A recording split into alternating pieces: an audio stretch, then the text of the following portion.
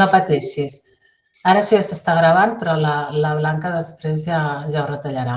Veieu el PowerPoint en gran? Veiem el PowerPoint en gran. Vale. Doncs bé, avui fem l'últim seminari del curs, dels seminaris del grup Infolex, i avui ens fa molta il·lusió que aquest últim seminari el faci una persona que ha estat al grup, però que ara està fent un postdoc a la Universitat Autònoma de Barcelona, dins del grup Transmèdia, on està treballant moltíssim i està aprenent també tantíssim. I aleshores vam dir, ostres, ara que ja hi portes ben bé un any, per què no ens expliques una mica què és el que estàs fent?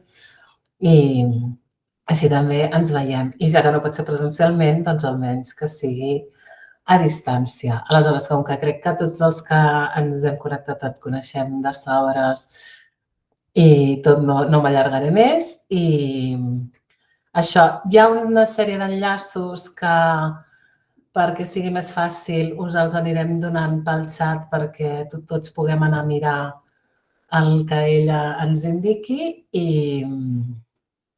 res més. Aida, quan vulguis, t'escoltem amb atenció. Gràcies, Elisenda, i bé, gràcies a tots per tenir-me aquí avui per parlar sobre el postdoc que estic fent a la UAB, a Transmèdia Catalònia.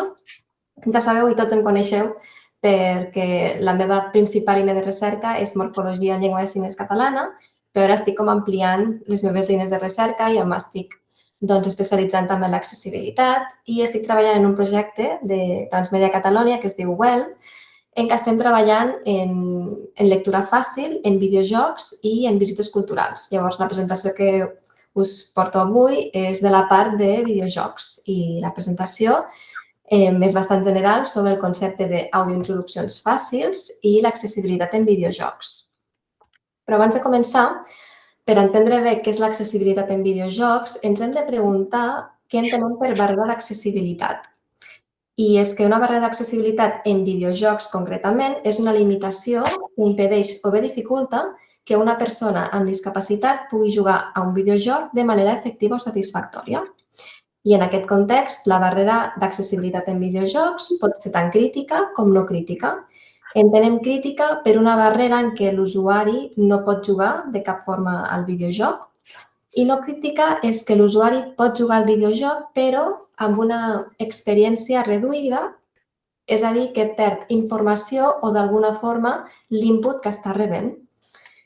Llavors, per començar, m'agradaria que llegiu aquest codi QR amb el vostre mòbil o bé que entreu a la pàgina web que veieu en pantalla www.menti.com/lletres A, L, K, X, O, número 3, lletra P, R, número 1, lletra U, J, número 9, amb el codi 660-04707 i que em respongueu quines barreres d'accessibilitat amb el que us he comentat poden haver en un videojoc.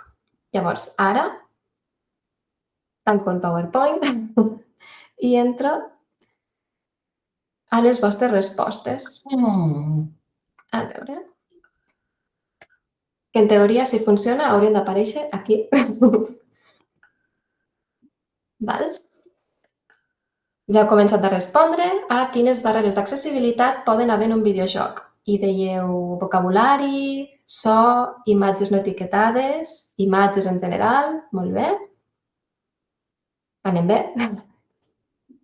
Colors, d'acord?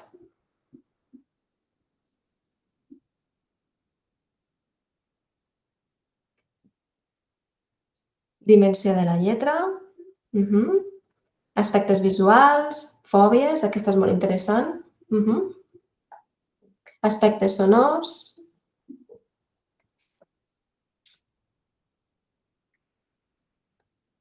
Val.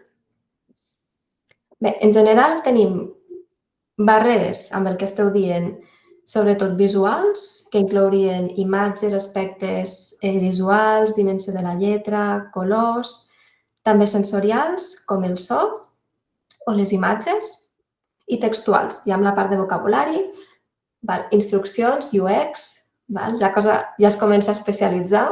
Crec que ja sé que he sigut la persona que ha dit UX. Molt bé, doncs deixo de compartir aquesta. Doncs ens quedem amb aquesta imatge i tornem a la presentació perquè ens hem deixat algunes coses importants. En primer lloc, tenim, segons un estudi recent de Yuan et al. Del 2011, que hi ha 3 barreres principals per a les persones amb discapacitat quan juguen en videojocs. La primera, que se centra en la discapacitat motora, és quan els usuaris amb discapacitat motora no poden jugar amb els dispositius convencionals, que aquest és un aspecte que de vegades se'ns oblida i que, de fet, a la pregunta que us he fet, ningú s'ha preguntat com juga una persona amb mobilitat reduïda a les mans, com agafa el mando de la PlayStation, per exemple. I en aquest context en trobem dispositius o hardware que permeten aquesta adaptabilitat a les diferents capacitats dels jugadors. A la PlayStation, que forma part de Sony, ens trobem l'Access Controller, que veieu aquí en la imatge, i serveix bàsicament perquè tots els usuaris puguin reprogramar els botons i puguin accedir a aquest tipus d'experiència de la mateixa forma que una persona sense discapacitat motora. I perquè entengueu bé això, jo no soc usuària d'aquests tipus de controladors, però sí que us he trobat un vídeo en què els mateixos usuaris expliquen com utilitzen aquests dos mandos. L'únic és que no ens funciona l'àudio, per tant, us posaré les captions a sota i així ho podrem seguir. Doncs si dono el play. De totes formes, la Blanca deixarà aquí als comentaris l'enllaç en aquest vídeo i si després voleu ampliar-ho o veure pel vostre compte el vídeo amb l'àudio, ho podeu fer. Doncs li dono el play i res, un minutet.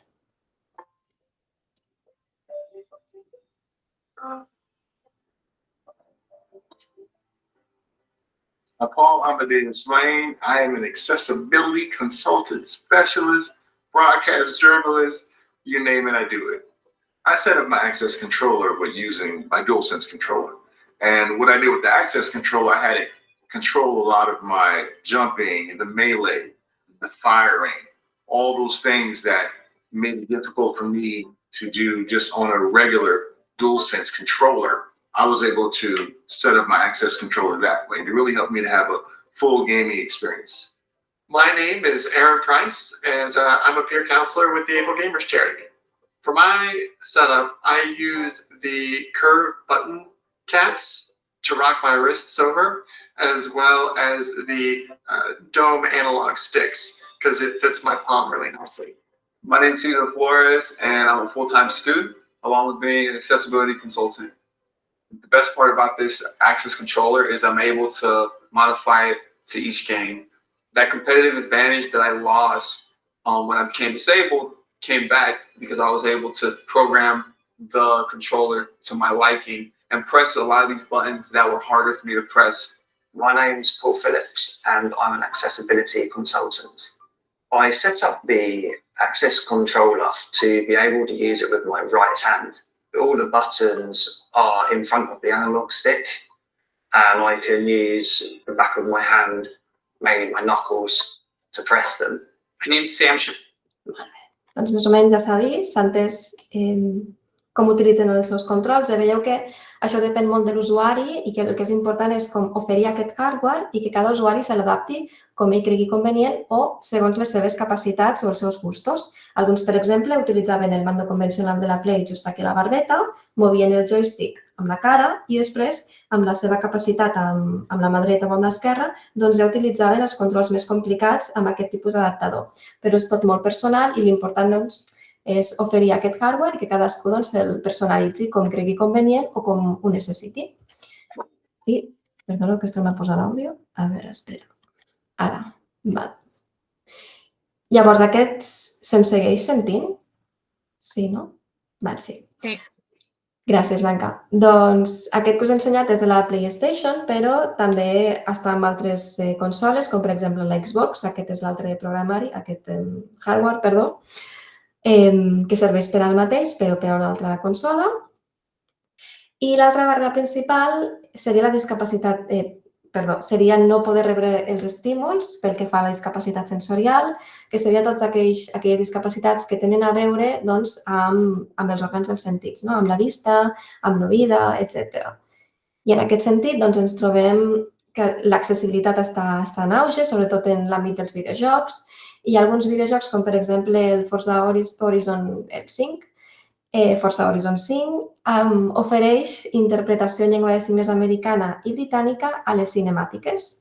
Aquí us he posat una captura de pantalla en què es veu durant les cinemàtiques no tan sols la subtitulació del que s'està dient, sinó també la intèrpret en gran a la mateixa cinemàtica. I en aquest sentit no podia no parlar del gran joc del The Last of Us Part 2, el segon, que va guanyar per primer cop el Premi d'Innovation in Accessibility. Segur que els que jugueu a videojocs sabeu que sempre hi ha com aquest premi del Game of the Year, però passa bastant desapercebut el Premi d'Accessibilitat. I per primer cop, quan es va obrir, va guanyar The Last of Us el Part 2. I és realment, si no heu jugat mai a aquest videojoc o no us agraden els videojocs, podeu veure la sèrie o si no el gameplay. Jo us animo molt perquè no tan sols per les opcions d'accessibilitat, sinó també per la història i l'experiència d'aquest videojoc. Per exemple, per primer cop el que es va... Per als que no sapigueu com va el videojoc, hi ha zombis que si tu fas molt soroll doncs t'ataquen i els videojocs en general, doncs aquesta informació, si per exemple tens un enemic prop que està parlant o hi ha un diàleg molt fluix, no es posaven subtítols fins ara, perquè només s'ho posaven els subtítols durant les cinemàtiques. Doncs en aquest cop, per primer cop, sí que es van començar a utilitzar els subtítols quan hi havia algun enemic prop, de forma que una persona sorda, que fins ara tenia aquesta barrera d'accessibilitat jugant-hi, ara ja no la tindria. O també pel que fa als problemes visuals, a la discapacitat visual, doncs aquest videojoc també utilitzava els colors d'una forma que es poguessin veure totes les funcionalitats que tenia segons l'escena. Per exemple, aquí en pantalla veiem l'ampolla de color groc perquè tu pots utilitzar-la a una forma d'arma. La teva personatge, la protagonista, és de color blau, juntament amb la seva companya, mentre que l'enemic, en aquest cas seria el clicker, seria de color vermell. I d'aquesta forma sabries a qui realment has d'atacar, tot i no rebre certs inputs. I ja finalment, la darrera barrera seria no poder donar una resposta al joc, que és la que ens interessa en aquesta presentació o en l'estudi en què estem treballant, que seria ja relacionada amb la discapacitat cognitiva o dificultats d'aprenentatge, que seria no poder donar una resposta al joc, és a dir, no poder entendre o saber com continuar perquè no s'entén el text o el context. I en aquest sentit és quan ens trobem el projecte amb el que estic treballant, que s'anomena Del text escrit al text oral en lectura fàcil, audiofàcils en visites culturals i videojocs. Les investigadores principals són la Carme Mangirón i l'Anna Matamala, totes dues de la UAB, i el que estem fent en aquest projecte és estudiar com aplicar la lectura fàcil en audiofàcils en dos casos d'estudi, en visites culturals i en videojocs. Jo personalment estic treballant amb els dos àmbits, però la presentació d'avui es basarà únicament en els videojocs. I és que el que nosaltres creiem és que la lectura fàcil també s'ha d'aplicar a activitats de lleure, com per exemple en videojocs, i aplicar-ho a textos unidireccionals. En general, els objectius del projecte són, en primer lloc, pràctiques actuals de lectura fàcil oral, l'avaluació d'aspectes lingüístics i us centraríem en els videojocs i en les visites culturals per veure com podem aplicar la lectura fàcil per millorar l'accessibilitat dels usuaris. I, per últim, difondre els resultats, comunicar-ho i conscienciar la societat en general. Pel que fa als videojocs, en primer lloc, pretenem, que ja s'ha fet, definir l'estat de la qüestió pel que fa a l'accessibilitat cognitiva en els videojocs. També identificar les necessitats i les preferències dels usuaris, investigar si el llenguatge fàcil d'entendre o la lectura fàcil, que aquí ho tractem com a sinònims, podria millorar l'accessibilitat als videojocs i, finalment, explorar l'ús de les audiointroduccions per millorar l'accessibilitat, que més endavant veurem què entenem per audiointroducció. Llavors, pel que fa a l'estudi de cas dels videojocs, ho hem dividit en tres parts, en tres fases. La primera seria la revisió bibliogràfica de què s'està fent, quines són les pràctiques pel que fa a l'accessibilitat en videojocs i ho hem enfocat des d'un punt de vista acadèmic i no acadèmic, com per exemple als usuaris o a la indústria que s'està fent actualment i també recomanacions d'associacions i que tinguin a veure amb l'accessibilitat cognitiva. També s'han fet grups focals per veure les preferències de persones amb dislèxia pel que fa a la informació en àudios i com reben aquest input durant la seva experiència de joc. I finalment també estem fent uns experiments en què hem co-creat un videojoc amb llenguatge fàcil d'entendre que també inclou l'audiointroducció. Pel que fa a la revisió bibliogràfica, els companys de projecte, Oliva Zamora, la Reina Morales i Mangiron, ja han publicat diversos articles al respecte que els podeu consultar i us animo a fer-ho perquè estan molt bé. I la revisió bibliogràfica s'ha centrat en persones amb discapacitat cognitiva o dificultats d'aprenentatge, s'ha fet aquest gran grup i es basa en aquests punts principals. En primer lloc, el que s'ha vist és que es recomana que la interfície sigui clara i ordenada. També cal oferir controls adaptatius per a les necessitats dels usuaris en general. És important reduir els estímuls visuals i sonors, que no sigui com que hi hagi molts estímuls a la vegada i que no es puguin processar correctament. També és útil tenir espais per practicar els controls i la forma de jugar. Pel que fa al ritme, el progrés del joc ha de ser fàcil de seguir i ha de tenir un ritme adequat. També pel que fa a la dificultat, el joc ha de permetre ajustar la dificultat i també ha de donar canals d'informació per diferents... O sigui, tota la informació ha d'arribar per diferents canals, no tan sols per l'auditiu, sinó que també aparegui en text i d'altres formes. Que el llenguatge sigui fàcil d'entendre i clar. I finalment, que s'informi si hi ha aquest tipus d'opcions d'accessibilitat, si es poden activar o desactivar, que s'informi a l'usuari, que es pugui trobar. Pel que fa als grups focals que ja s'han fet i estan en premsa els resultats, s'han fet grups focals amb persones amb dislèxia i en general s'ha vist que les preferències dels usuaris es basen en primer lloc en poder reassignar els controls segons el gust de l'usuari. També que hi hagi pistes i també recompenses per reforçar la informació, que hi hagi poc text i que la tipografia sigui personalitzable, tant els espais com la mida, com la font que s'utilitzi. I per últim, que també hi hagi resums de les narratives que apareixen al llarg del joc i de les instruccions. Llavors, ja passant als experiments que estem duent a terme, hem co-creat un videojoc, els del nostre grup, amb una empresa que es diu Paper Tigers i el videojoc es diu L'Alícia i les tres reines, que, com podeu imaginar, està basat en l'Alícia en Terra de Meravelles. És un joc d'endevinalles i de cerca del tresor que consisteix en 3 sales. La protagonista és l'Alícia, és la nena que veieu en pantalla, i ha de trobar la forma d'arribar a casa seva, a Anglaterra. I per fer-ho ha de passar per un castell que té 3 sales diferents amb una reina dels pals de les cartes diferents. I a cada sala ha de respondre endevinalles, ha de fer una cerca del tresor i en general són enigmes en què veiem aquesta progressió ambientada en aquesta novel·la. En tot moment hi ha diàlegs i el videojoc s'ha fet en anglès, en llenguatge simplificat i en llenguatge estàndard. S'ha fet en castellà, en castellà estàndard i castellà simplificat, que l'ha fet el meu company, el Miguel Ángel Oliva.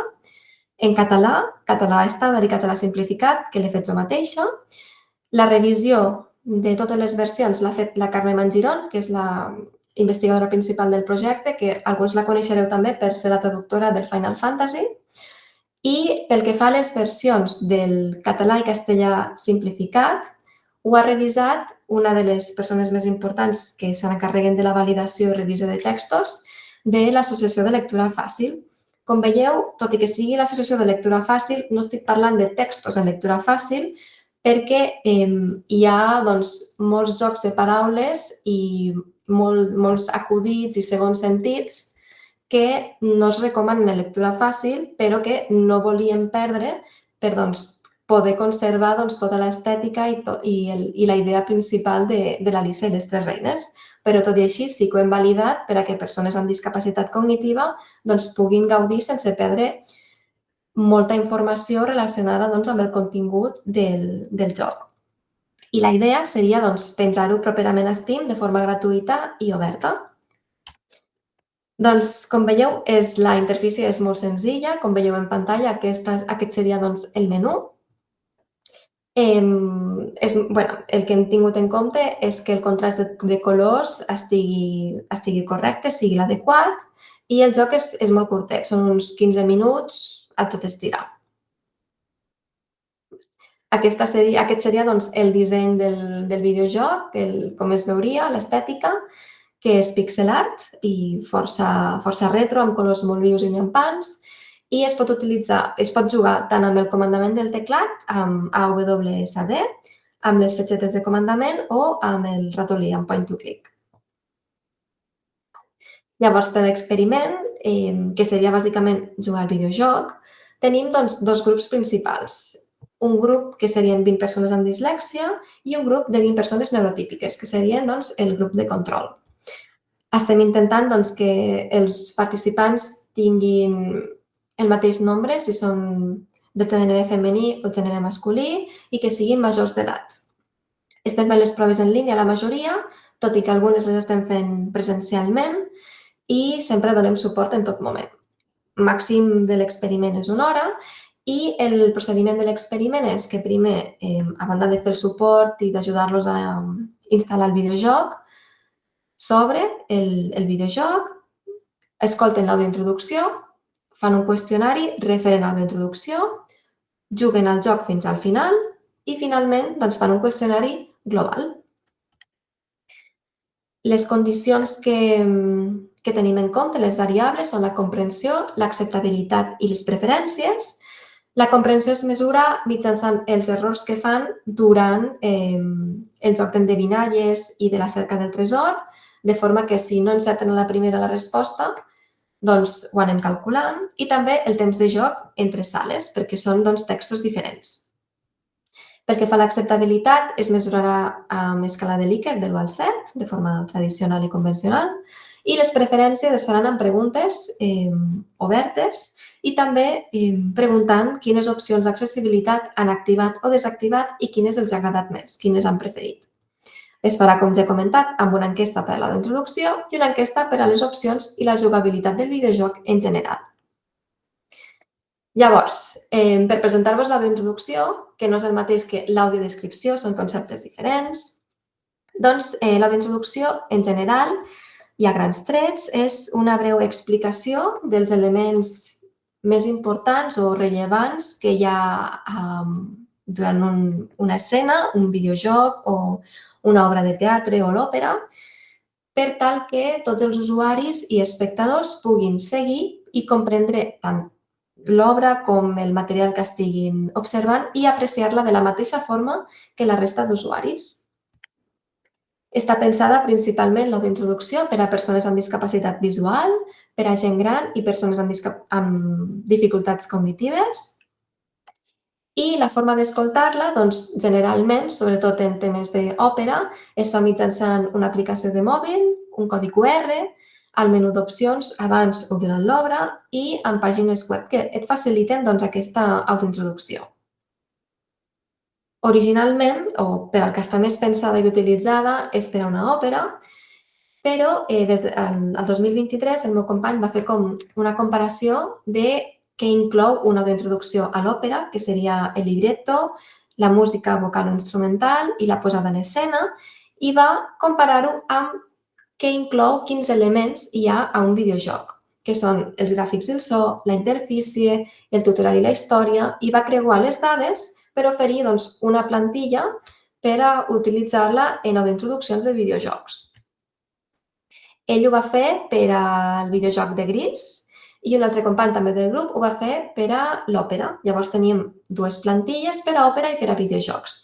I també, pel que fa a la plantilla de l'audiointroducció dels videojocs, les versions que hem escrit per a les audiointroduccions del videojoc l'hem adaptat una micona i també l'hem millorat. Llavors, pel que fa a l'experiment del videojoc, l'audiointroducció, per defecte, seguint aquesta idea del disseny universal, es reprodueix automàticament una vegada comences el joc, que seria comença el conte. Però, de totes formes, quan hagis començat el joc, durant el joc o quan l'hagis acabat, pots reprendre o tornar a escoltar o llegir l'audiointroducció de la mateixa forma al menú principal. L'audiointroducció que hem escrit, que hem preparat per a l'experiment, té diferents parts. Té una presentació, que estàs escoltant una audiointroducció que no forma part del joc, sinó que t'està contextualitzant què estàs fent, introdueix el videojoc molt breument, et dona informació general, altres aspectes, presenta els personatges, com són, què fan i d'on venen, i un petit resum. També presenta l'escena i l'estil visual del videojoc, l'estètica en general i on es localitza. Parla del tutorial, és a dir, quines són les tecles i els comandaments que es poden utilitzar, així com l'equip o el hardware, la interfície, on es pot descarregar, i la informació pràctica, que podria ser, per exemple, quanta estona necessites per jugar o per passar-te el joc. Aquesta seria l'audiointroducció en català estàndard. No us puc posar l'àudio, però aquesta seria la imatge que es veu mentre s'escolta l'audiointroducció. A la part de dalt de tot veieu que diu «Hola, estàs escoltant l'audiointroducció de l'Alice en les Tres Reines, un joc per a PC», que seria la contextualització o la presentació de l'audiointroducció, perquè l'usuari sàpiga que això no forma part del videojoc en si, sinó que t'està presentant el videojoc. Després et presenta les característiques principals del videojoc, en aquest cas qui les ha creat, qui ha creat el videojoc, que seríem nosaltres a la UAB, amb la col·laboració de Paper Tigers, el finançament, en què està ambientat el joc, en aquest cas seria el món d'Alícia en Terra de Meravelles, el personatge principal i altra informació important. I això està escrit en català estàndard, però també tenim la versió en català simplificat, que com ja veieu és com lectura fàcil, però que manté aquests jocs de paraules i el format, també, no? Com veieu, el format és molt diferent en lectura fàcil i en llenguatge estàndard. En aquest cas, les oracions són molt més llargues, mentre que en lectura fàcil hi ha més segmentació, hi ha vocabulari més simplificat, etc. Però la informació general és la mateixa, únicament s'ha simplificat. Llavors, una vegada ja han escoltat l'audiointroducció, abans de començar a jugar, els hi passem el qüestionari, en què els hi preguntem si els ha resultat útil l'audiointroducció, si els ha ajudat a sentir-se dintre de la història del videojoc, si és adequada, com han considerat que és la veu i la entonació, perquè això no us ho he comentat, però tots els àudios que estem utilitzant al videojoc que hem creat és text-to-speech, és a dir, no és una veu humana, sinó que és informatitzada amb aquest text-to-speech. Llavors, també volem veure si això és ben rebut o no per part dels usuaris i quin tipus d'usuaris prefereixen el text-to-speech o la veu humana. Això també és molt interessant de veure. I també, finalment, una pregunta oberta de si millorarien algun aspecte de l'audiointroducció. Un cop han escoltat l'audiointroducció i han fet el qüestionari principal, doncs ja passen a fer el joc, a jugar. I el grup experimental que us comentava abans pot escollir totes les opcions d'accessibilitat que vulgui. O sigui, ha de jugar de forma lliure al videojoc i pot activar o desactivar i utilitzar qualsevol versió que vulgui. En aquest cas, doncs, ho farem tan sols en espanyol i espanyol simplificat per temps i per usuaris, que és molt difícil trobar usuaris, però com també tenim la versió en català, ens agradaria en un futur també fer aquest experiment en català. També poden activar, desactivar l'àudio i la música i escollir el tipus i mida de lletra. Les fonts que hem utilitzat per al videojoc són aquestes que veieu en pantalla, que serien Roboto, l'Open Dyslexic, que és la que es recomana per als usuaris amb dislèxia, la Baskerville i l'Atkinson Hyperlegible, que aquesta és la que s'activa de forma predeterminada. Llavors, els usuaris poden escollir i fer qualsevol cosa amb les opcions d'accessibilitat que nosaltres oferim, que és la idea i l'essència del projecte, que un videojoc tingui totes les opcions d'accessibilitat possibles i que cada usuari, segons les seves necessitats, els seus gustos o el que vulgui en aquell moment, pugui activar, desactivar i seleccionar qualsevol opció que li sembli bé.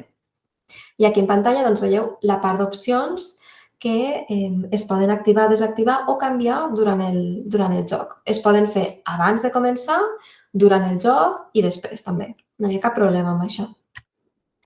Llavors, això seria doncs, una imatge, un exemple de com seria doncs, una part del joc. Aquesta seria en català estàndard, que si veieu, si em permeteu llegir molt ràpidament, aquí està criticant el soldat a la reina i diu mai no assumeix la responsabilitat dels seus actes, van pensar d'enderrocar-la perquè ja en tenim prou de monarquia absoluta, però no tenim roques. I aquí doncs, tenim aquest joc de paraules de van pensar d'enderrocar-la, però no tenim roques.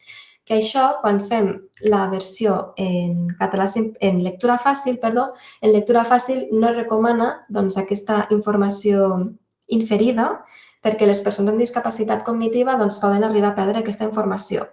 Però nosaltres, amb la validació de l'Associació de Lectura Fàcil, doncs, volíem mantenir l'essència del joc perquè tots els usuaris puguin rebre doncs, aquest joc de paraules i que no perguessin doncs, l'essència. Llavors, ho tenim escrit en català simplificat, amb el seu format, la seva segmentació, però sí que hi ha doncs, algunes adaptacions, sobretot en vocabulari i repetició lèxica.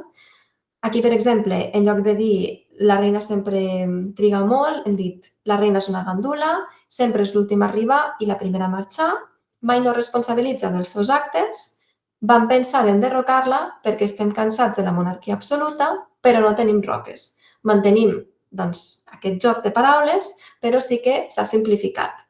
Després també, pel que fa a l'opció que pot escollir l'Alícia, tenim les opcions de i si parleu amb ella sobre aquesta situació o i si inicieu una revolta, mentre que en català estàndard no es repeteix aquesta estructura sintàctica, sinó que diu heu pensat a parlar amb ella sobre aquesta situació o heu considerat iniciar una revolta. Llavors sí que hi ha més varietat morfosintàctica, però l'estructura del català simplificat també és correcta, és adequada i no perd doncs, l'essència del joc, que era el que ens interessava. Llavors, quant a les opcions d'accessibilitat i el qüestionari que veiem després de jugar al videojoc, algunes preguntes són quines opcions han activat o desactivat d'accessibilitat, quines han preferit i quines no, quines els han resultat útils i quines han preferit no utilitzar-les, per què, i també l'ús de les opcions d'accessibilitat, veure si han millorat la comprensió dels reptes del videojoc o si no ho han fet. I ja per últim, quines opcions d'accessibilitat s'haurien d'afegir o millorar, sobretot per veure doncs, una mica el seu punt de vista. I això crec que no ho he dit, però també el que ens interessa és que les versions del català i del castellà simplificat o de qualsevol llengua que es pugui doncs, rebre o acceptar de forma correcta i adequada per qualsevol persona amb discapacitat o sense o neurotípica i que no sigui únicament un text tan simplificat únicament per a un col·lectiu en concret, sinó que tots els videojocs tinguin una versió simplificada que mantingui els jocs de paraules, que sigui agradable i que sigui adequat i que es pugui disfrutar i que es pugui gaudir per a qualsevol col·lectiu. O sigui, no diferenciar textos per capacitats, sinó que oferir un text accessible per a tothom, que agradi de la mateixa forma, però sí que estigui simplificat. Llavors, ja m'apropo al final del seminari i m'agradaria fer-vos una última pregunta abans d'acabar i és, ara, després d'haver-me escoltat i d'aquest seminari, què creieu que fa un videojoc accessible? Doncs teniu aquí l'enllaç que seria www.menti.com/lletres ALKXO número 3, lletra PR, número 1, lletra UJ, número 9, amb el codi 66004707. També ho podeu llegir el codi QR amb el vostre mòbil. Crec que la Blanca us posarà l'enllaç pel xat i jo ara, amb el vostre permís, vaig a la pàgina web per veure quines són les vostres idees ara que ja hem fet el seminari. Anem a veure què creieu que fa un videojoc accessible un cop ja he presentat tot això. Aviam. Aida, no sé si és que has de passar la pàgina. Sí, no? Perquè de moment veiem... L'antic. Veig l'anterior, de quines barreres d'accessibilitat. Com que el codi coincideix i l'enllaç també, suposo que és que tu has de passar la pàgina, al Menti. Ara en teoria, sí, ho podeu veure? Vale, perfecte. Doncs ara sí que fa un videojoc accessible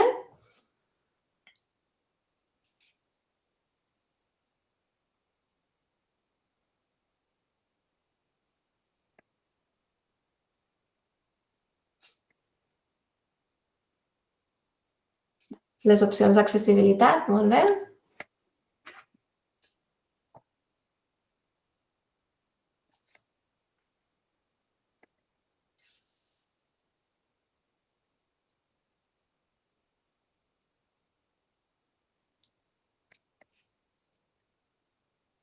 La lectura fàcil o llenguatge simplificat. Instruccions clares des del principi. Opcions diverses, que cada usuari pugui utilitzar-ho. Dispositius adaptats, no tan sols dintre del videojoc, sinó també per poder accedir al videojoc. Les imatges, canals múltiples, alternatives a totes les opcions que són predeterminades, diferents tipus de text, etc. Molt bé. Doncs veig que s'ha entès força i hem canviat molt la resposta respecte al principi del seminari. I aleshores ja... Hem aprovat l'examen. Heu aprovat tots l'examen amb bona nota. Llavors... Perdoneu que s'ha... Aquí, val. Llavors, com a punts clau, ja per marxar, hem parlat de les 3 barreres principals que hi ha en l'accessibilitat dels videojocs, que serien o estan relacionades amb la capacitat motora, sensorial i cognitiva dels usuaris. Estem veient que les audiointroduccions es poden adaptar també per a videojocs i no tan sols limitar-ho a la part cultural, com per exemple de l'òpera, sempre tenint en compte els elements prototípics de l'àmbit, que en aquest cas serien els videojocs, com per exemple la interfície, els tutorials i altres aspectes. També es pot aplicar la lectura fàcil o simplificat per millorar l'accessibilitat dels videojocs i estem fent una prova pilot per veure la comprensió, l'acceptabilitat i les preferències dels usuaris i en aquest sentit és el moment de l'espònsor en què us animo a participar al nostre experiment, sobretot si teniu dislèxia, perquè ens fan falta molts participants.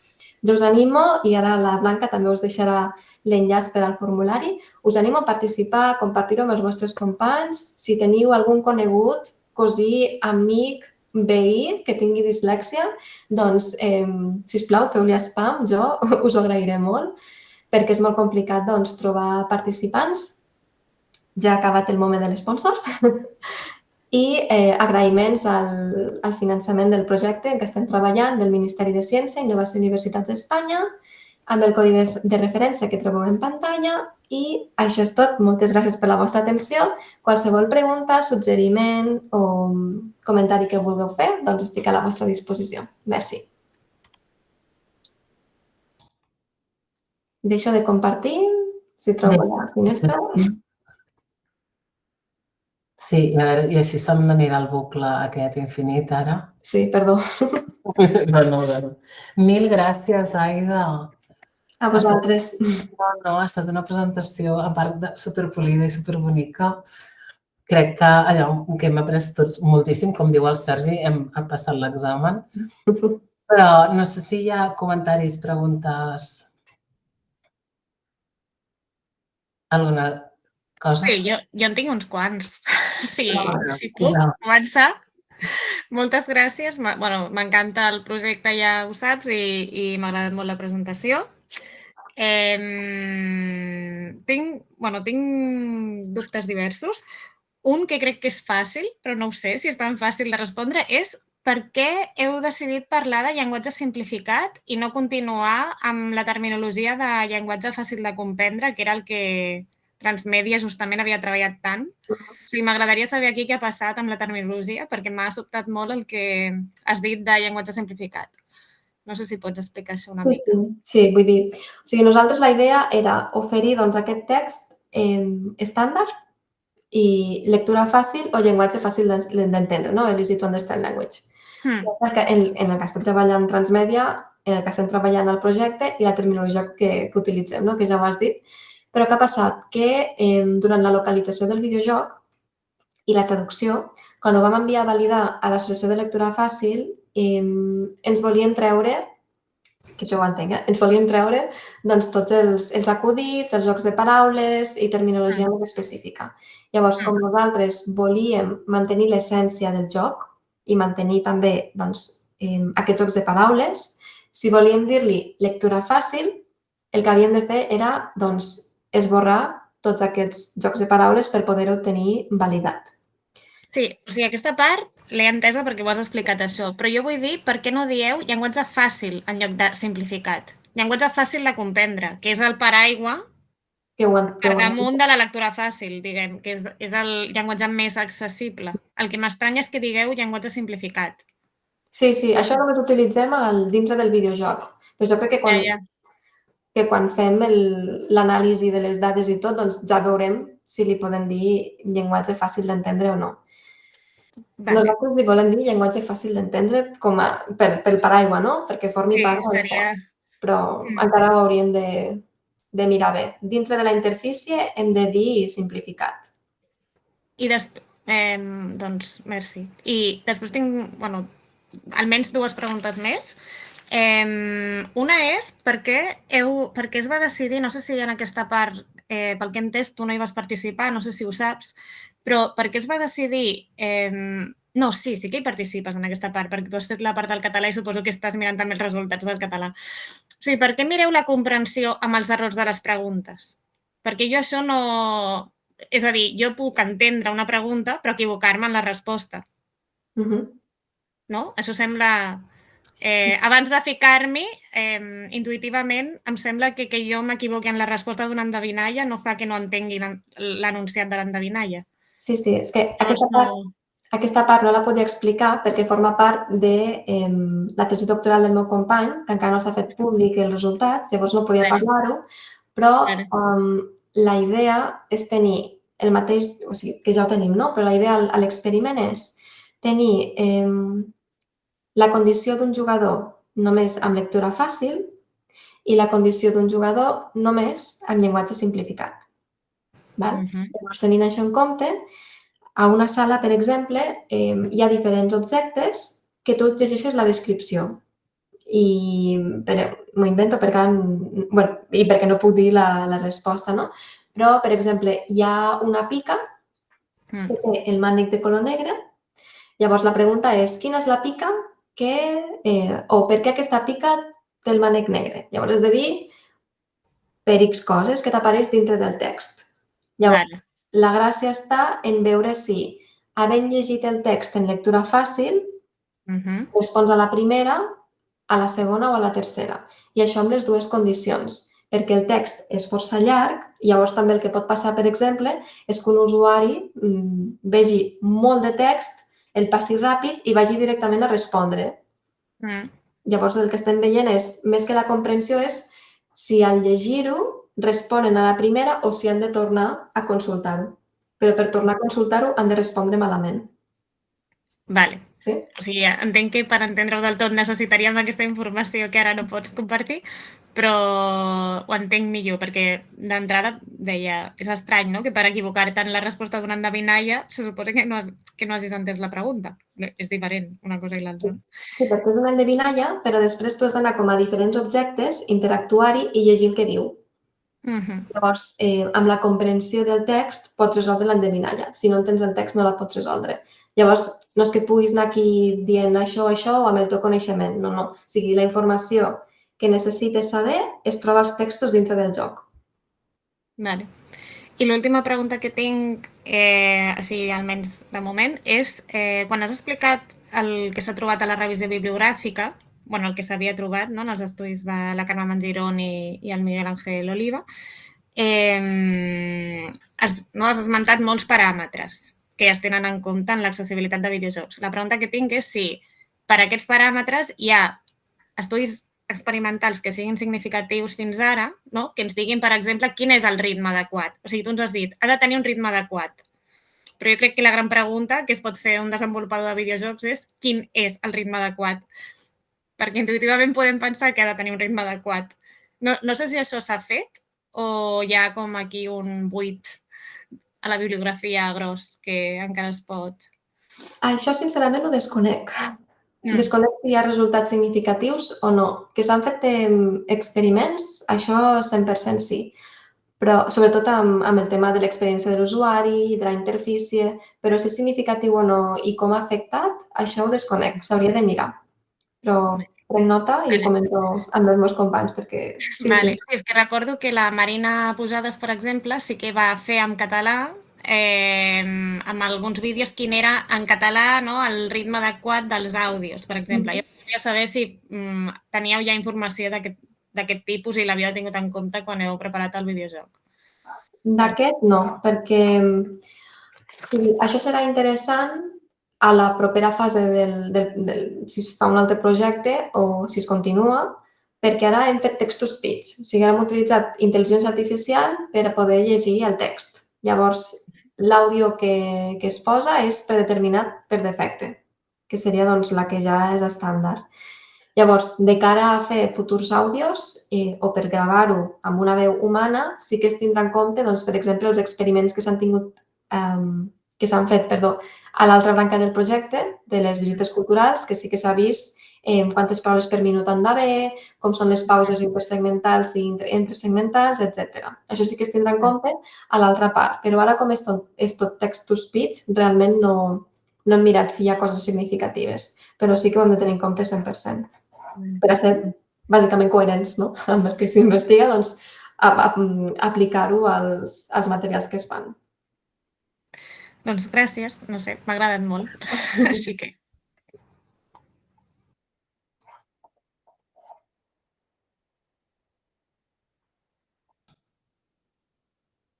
Hi ha algun comentari més?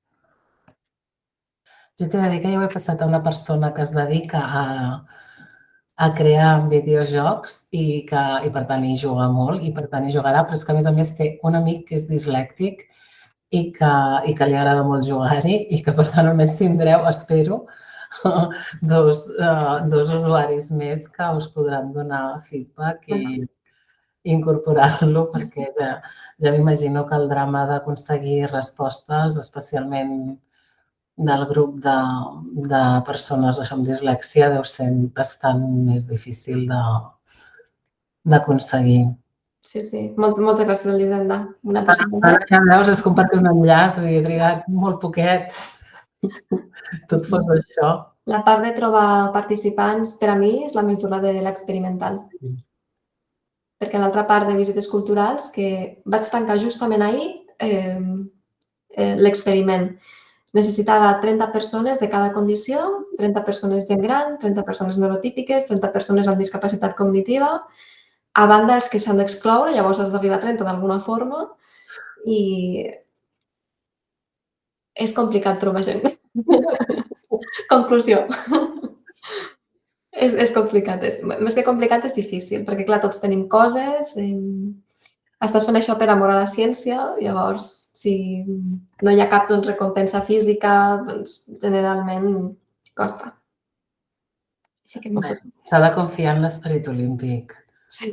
No, sempre, i tant. Si no, estem perduts, Doncs, no sé si no hi ha cap intervenció més. Potser ho deixem aquí. Ara, espera, que pararem de gravar, que és una cosa que també atura.